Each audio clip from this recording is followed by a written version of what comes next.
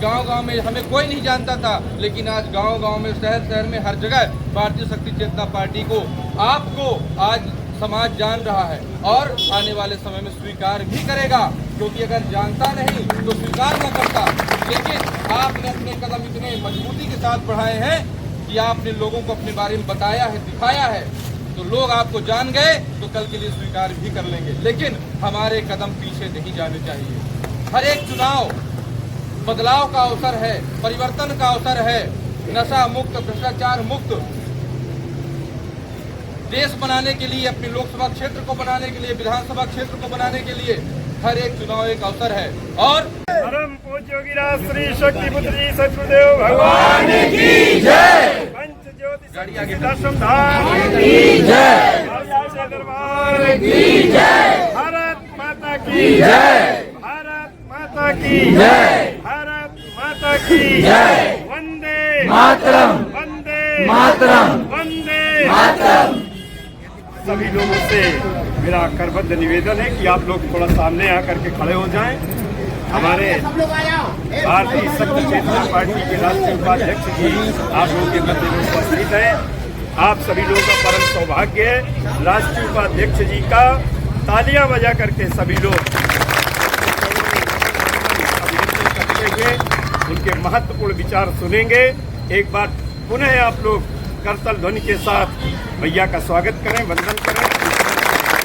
भारतीय शक्ति चेतना पार्टी जिंदाबाद, जिंदाबाद। भारतीय शक्ति चेतना पार्टी जिंदाबाद, जिंदाबाद। भारतीय शक्ति चेतना पार्टी जिंदाबाद, जिंदाबाद। संध्या दीदी जिंदाबाद, संध्या दीदी जिंदाबाद, संध्या दीदी जिंदाबाद। सौरभ भैया जिंदाबाद, सौरभ भैया जिंदाबाद, जिंदाबाद। सभी लोग एकाग्रता के साथ हमारे राष्ट्रीय उपाध्यक्ष सिद्धाश्रमरत माननीय सौरभ द्विवेदी जी का उद्बोधन सुनेंगे।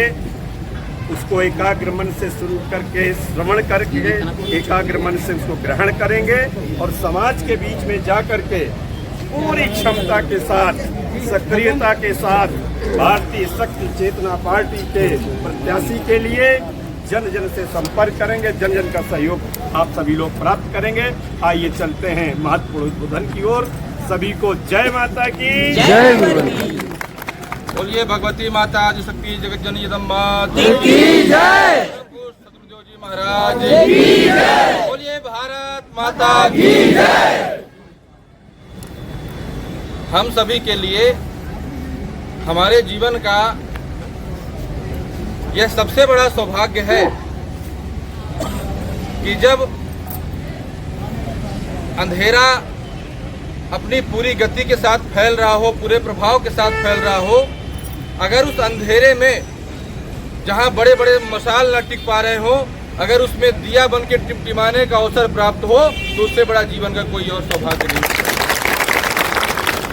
उस प्रकार सत्ता माँ की कृपा ही है।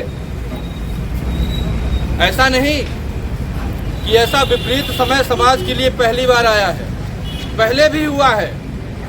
गुलामी का दौर था जिसमें मुगलों का शासन रहा, अंग्रेजों का शासन रहा, जिसमें हमारे भारत के लोगों को एक साथ अपने साथ ले जा करके गुलाम बनाने की पूरी रणनीति उनकी चल रही थी। लेकिन ऐसे समय में भी संघर्ष को अपनाया कुछ लोगों ने। सुभाष चंद्र बोस हो, भगत सिंह हो, महात्मा गांधी हो, ऐसे अनेकों नाम हैं। उन्होंने संघर्ष को अपनाया। आज पुनः भारतीय शक्ति चेतना पार्टी, जहां चारों ओर बड़े बड़े पार्टियों के बड़े बड़े नेता, चाहे वो केंद्र के हों चाहे प्रदेश के हों, वोट पाने के लिए, राज्य शासन, केंद्र शासन चलाने के लिए शराब का सहारा ले रहे हैं। ऐसे में भारतीय शक्ति चेतना पार्टी ही एकमात्र ऐसी पार्टी है, उसके कार्यकर्ता ही एकमात्र ऐसे कार्यकर्ता हैं जो पुरजोर तरीके से शराब की नीति का विरोध करते हैं और वो कहते हैं चाहे 50 बार हारना पड़े लेकिन हम कभी भी शराब नहीं बांट सकते। हमें हार स्वीकार है क्योंकि सत्य की जीत होती है। वह समय भी आएगा जब भारतीय शक्ति चेतना पार्टी के प्रत्याशी विजयी होंगे। आप देखिए, आज गांव-गांव में हमें कोई नहीं जानता था, लेकिन आज गांव-गांव में, शहर-शहर में, हर जगह भारतीय शक्ति चेतना पार्टी को, आपको आज समाज जान रहा है और आने वाले समय में स्वीकार भी करेगा, क्योंकि अगर जानता नहीं तो स्वीकार न करता। लेकिन आपने अपने कदम इतने मजबूती के साथ बढ़ाए हैं कि आपने लोगों को अपने बारे में बताया है, दिखाया है, तो लोग आपको जान गए तो कल के लिए स्वीकार भी कर लेंगे। लेकिन हमारे कदम पीछे नहीं जाने चाहिए। हर एक चुनाव बदलाव का अवसर है, परिवर्तन का अवसर है। नशा मुक्त, भ्रष्टाचार मुक्त देश बनाने के लिए, अपने लोकसभा क्षेत्र को बनाने के लिए, विधानसभा क्षेत्र को बनाने के लिए हर एक चुनाव एक अवसर है। और भगवती माता की ऐसी कृपा है, हमारे गुरुदेव परम पूज्य योगीराज शक्तिपुत्र जी महाराज जी की ऐसी कृपा है कि हर एक चुनाव में भले संघर्ष बढ़ते जा रहे हो, लेकिन कोई ना कोई व्यक्ति तैयार हो ही जाता है और गुरुवर के चरणों में निवेदन करता है कि मुझे इस बार पार्टी से चुनाव में खड़ा होना है। और इस 2024 के लोकसभा चुनाव में आपने अपने बीच से विजय पटेल जी को जो प्रत्याशी के रूप में उतारा है, पुनः उसी जोश के साथ हमें आगे बढ़ना है। जीवन का कोई भरोसा नहीं। हमारे गुरुवर कहते हैं कि समाज के लिए क्या करके जाते हो, क्या दे के जाते हो, कोई केवल वही जीवन की पूंजी है।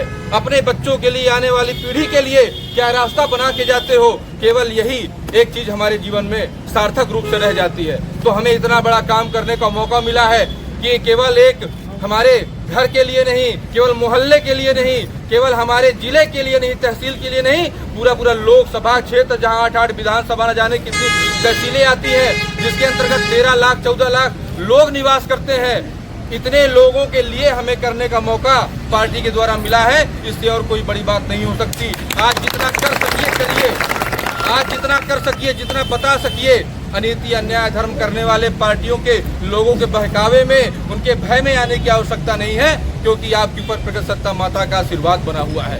हम कभी टूट नहीं सकते, कभी हार नहीं मान सकते। हम केवल हमारे कदम बढ़ते ही जाएंगे। और यकीन मानिए, आपका एक एक कदम आपके इस पूरे क्षेत्र, दमोह क्षेत्र, सागर क्षेत्र का भौगोलिक नक्शा बदलने के लिए पर्याप्त है।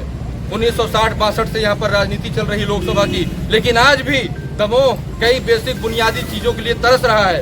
वह केवल क्योंकि हम आप गांव-गांव से जुड़े हुए लोग हैं। अभाव का जीवन हमने जिया है। हमारे परम पूज्य गुरुदेव ने, पार्टी के संस्थापक संचालक हमारे गुरुवर ने